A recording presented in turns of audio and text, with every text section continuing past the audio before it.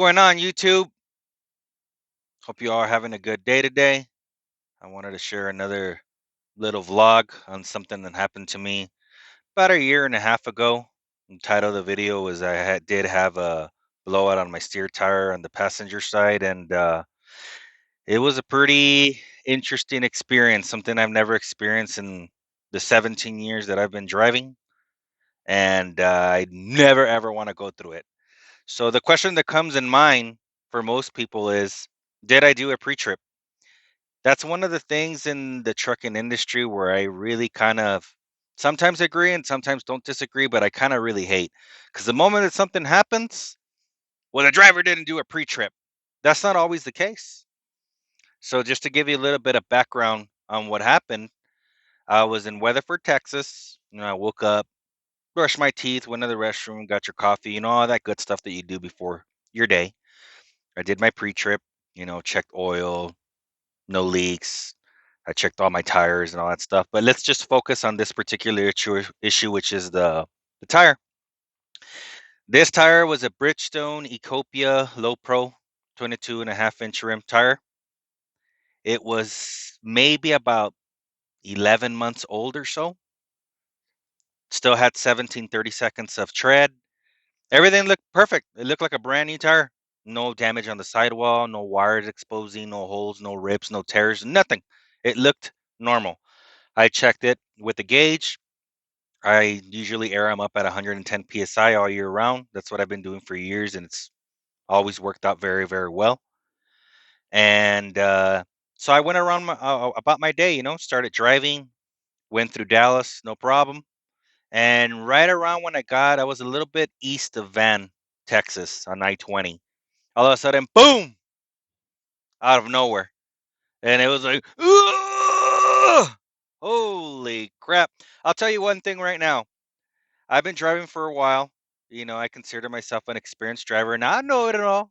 But I got some experience under my belt, and I don't care how much experience you have, whether you're a veteran, you got 30, 40 years, experience driving. The moment that you feel that this truck is not under your control no more, it's a very, very scary feeling.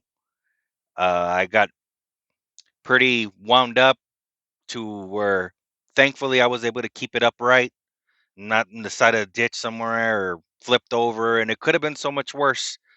I'm thankful that I didn't hit no cars. No cars got hit by the tire. Like, nothing got damaged other than just the truck itself. But even with that being said, it ended up being a nightmare because that tire itself didn't just damage the rim and the tire, which most often than not is what happens. I mean, it damaged a whole bunch of other stuff. It broke fenders, it broke the hood. It ripped all my wiring harness for my headlights, so I had no headlights, no turn signals on that particular side. It wasn't something that you could just patch up right away and just keep on trucking, you know?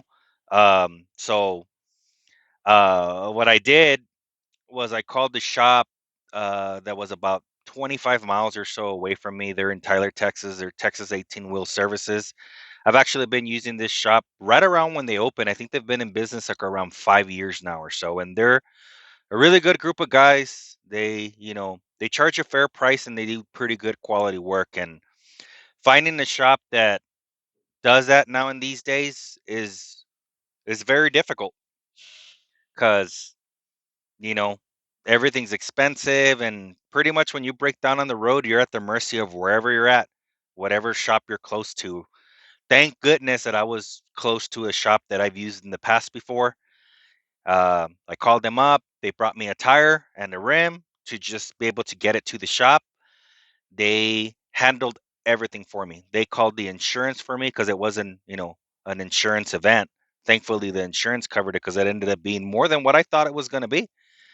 I took a couple of pictures, of the damage that I saw, but the the guy that works there, his name's Randy. He's the owner, and the other owner is Brandon. And they looked at a whole bunch of things that I had missed. Matter of fact, the pictures that I'm going to play here in this next scene here for you guys so that you guys can see all the damage. Like, they look at everything, any bolt that's broken, any piece that's broken. And like they do a really, really good job. They handled all the paperwork at the insurance. All I did was just drop my truck off and they fixed it for me. Unfortunately, this put me out of service for about a month. And I know you guys are probably going to be thinking like, wow, man, a month just for that amount of work. I mean, it was work. You guys will see in a minute. But the problem was that this was when all the COVID crap was going on and everything was like all the parts were on shortage and there was back orders and not in stock. So it's just all the parts took forever to get in. That's really, really what held them up. It wasn't necessarily the shop, that they weren't just working on it. It's just if you don't have the part to replace, you don't have it, you know.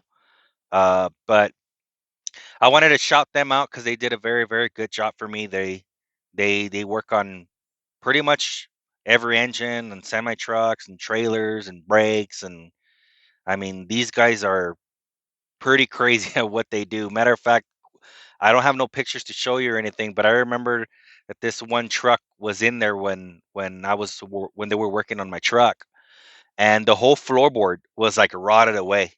Well, Randy, the owner, he fabricated like a brand new floor, completely out of steel, and cut it and trim it. Like he put a whole new floor in that bad boy. Something that even in the dealer they won't do. Like, you know what I mean? Like they just won't fix that type of stuff. Like they do that type of work to where like 9 times out of 10 they can get done for you. But, you know, going back to the pre-trip, there's certain times where I feel that they can pinpoint it on the driver. Like say for instance, if I do my pre-trip and I notice that my brake shoes are pretty low or like really low or I don't have no brakes or when you've been doing this for a while, you can visually tell, you can buy a little tool. It looks like a little step ladder where you're able to measure the thickness of the pads. You'll be able to see if they're in spec or not, or whether you're out of service or whatnot. But let's just say, I didn't have that much brake pad left. That's already at the minimum or below the minimum. And I go have an accident to where, I hit somebody because I didn't brake on time or whatever the case may be. Then in that particular instance, and I can say, okay, well, yes, maybe it was the driver not doing a pre-trip. But there's other circumstances where that's not the case. Like in this particular case, it was a new tire. Only, like I said, 10, 11 months old. It maybe had 60,000 miles on it. It had 1730 seconds of tread. There was no nails, no rips, no tears, nothing. Like it looked like a regular normal tire.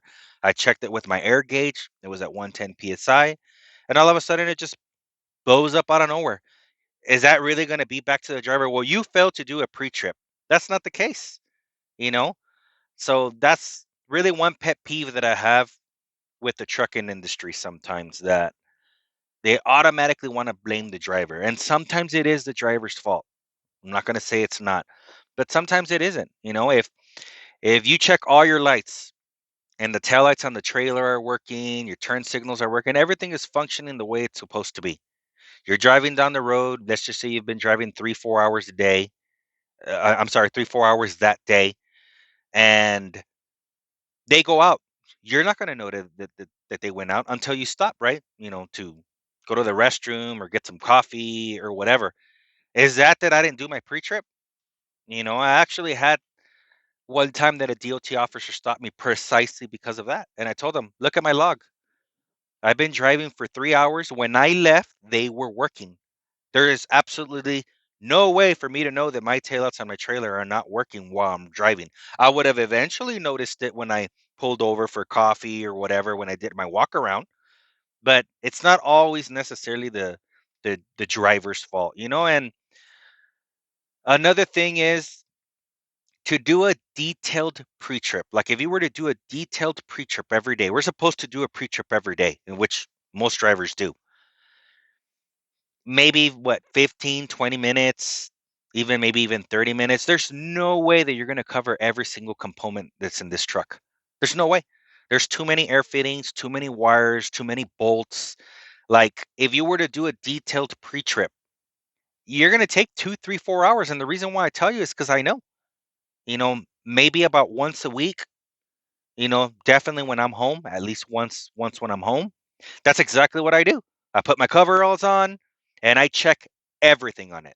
Every detail of the engine, make sure that there's no wires rubbing, making sure that everything is tied up, get underneath the truck, making sure it's not leaking, make sure no bolts are loose. Like, there's so many components that you need to check in these trucks, wheel seals, brakes, making sure your brake cans are not leaking air, making sure that there's no air fittings that are not leaking air.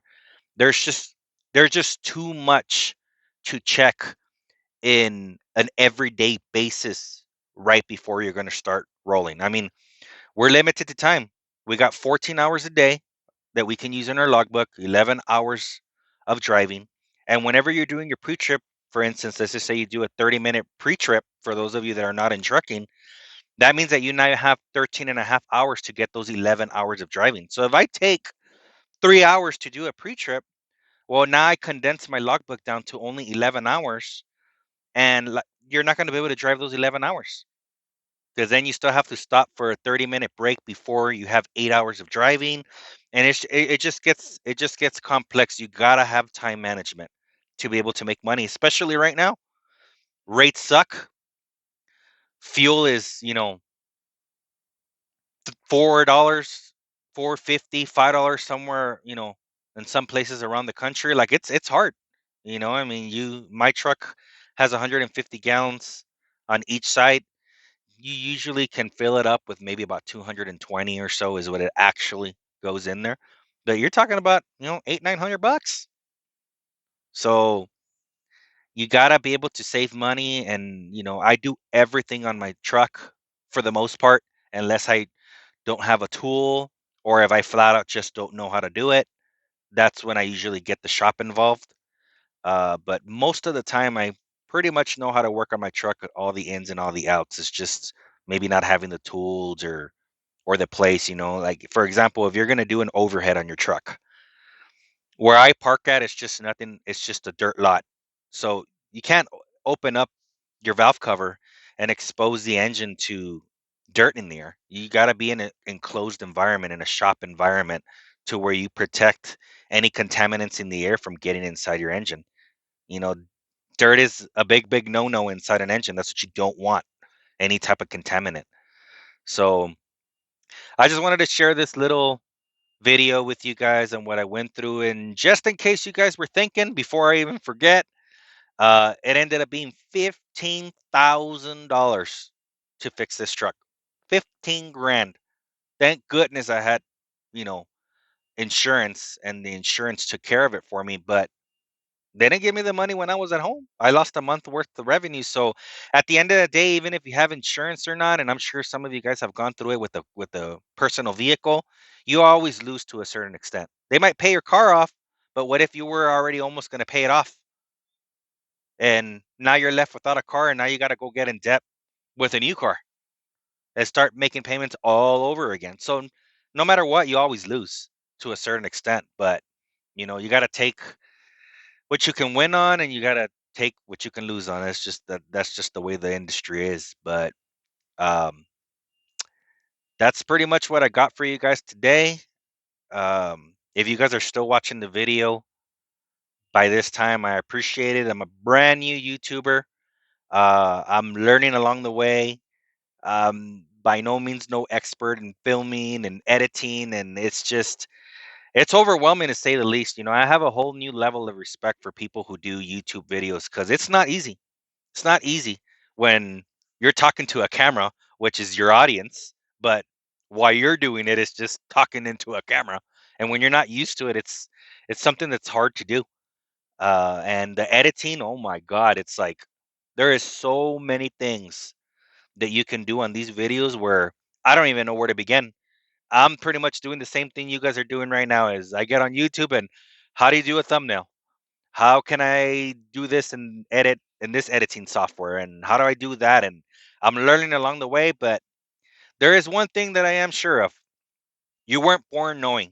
And the only way you're going to get better at something is if you continue to do it. So any new truck drivers that are watching this video, just continue to do it every single day and you're going to get better. The number one thing out here is if you can keep your MVR clean, no accidents, none of that stuff, no tickets, you get experience, you could get hired anywhere. And that is something that's pretty awesome about having your CDL. And once you have experience, you could literally leave this job and find one tomorrow. Even in this current economy right now, somebody will hire you as long as you got, the proper experience and whatnot. But I won't take much more of your time. And here's here's all the damage and what happened. You guys have a good day. Stay safe out there. Peace out.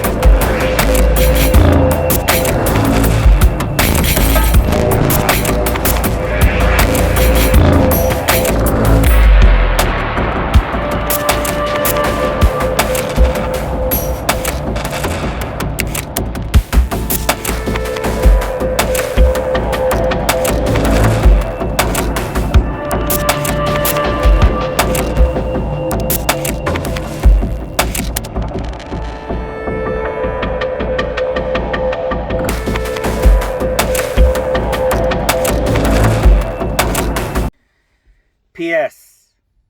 I know I say I know a lot. You know, you know, but still learning the process. But I know someone's going to point that out. You know, it is what it is. Stay safe out there. Peace out.